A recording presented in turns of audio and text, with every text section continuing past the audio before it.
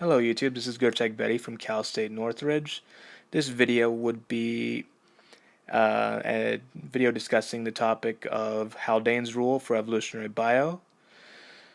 Once again, I do not own the pictures or the information from this video. This is purely for educational purposes. Please enjoy. Okay, first off, who is Haldane and why should you care? John Burton Sanderson Haldane was an English evolutionary biologist born 1892, died somewhere around 1964. He's known for quite a lot of accomplishments. He might have been a bit controversial for his time, considering that he was an open communist, but hey, we're not here to judge his life, only his work. Okay, he was known for the operant Haldane hypothesis, where he believed that life arose from the reducing energy of ultraviolet light and carbon dioxide instead of an oxygen-rich primordial sea, as many contemporaries believed. He also believed in something called, he also is known for the Haldane's principle, which is essentially the size of an organism defines its bodily equipment. For instance, like how bugs will diffuse oxygen into their bodies instead of using lungs or so because they don't have the space for it within their body compartmentalization. And he's also known for the Haldane's dilemma, which is the limit of speed of beneficial evolution, the time it takes for an allele to be fixed within a population. Of course, that last one has been used by creationists to quote-unquote debunk evolution, but like always, it's just taken out of context to fit an agenda. Okay, now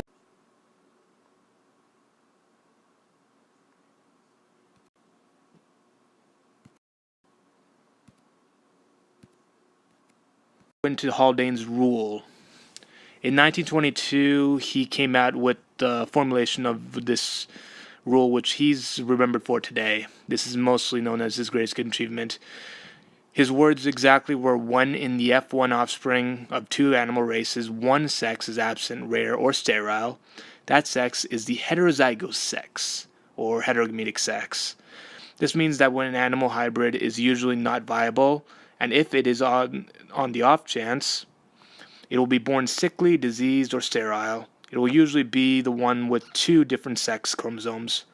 This essentially means that if you have coupling between two different species, and if by some chance you can get a viable offspring from it, it's usually going to be a female, which is going to be a viable offspring.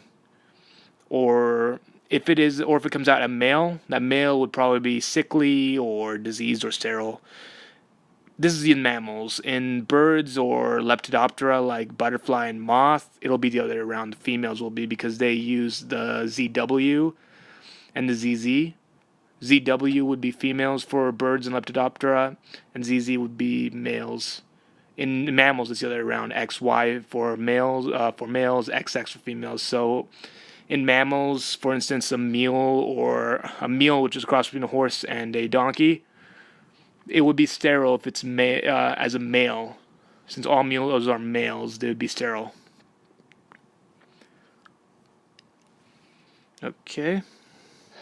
Now that I've thoroughly confused you, we'll go on to the next part. The possible reasons why this is the case. There's certainly many theories out there. These are the three that would generally make the most sense for this course. It's the X-linked diseases. It's basically the three reasons that I came up with were X-linked diseases. Because heterogametes only have one X chromosome, therefore any diseases on that X chromosome will be thoroughly expressed. This is why X-linked diseases are usually passed from mothers to sons. And it's really rare for a female to have an X-linked disorder because she requires the luck of inheriting two bad copies of the X chromosome. However, this doesn't explain why hybrids have a problem too. Certain problems with the hybrids are basically the next two, which is the meiotic drive, which is essentially the quote-unquote selfish genetic elements that activate sperm cells via loci in the genome, which also drives into the point of hybrid incompatibility because these two X-linked chromosomes do not have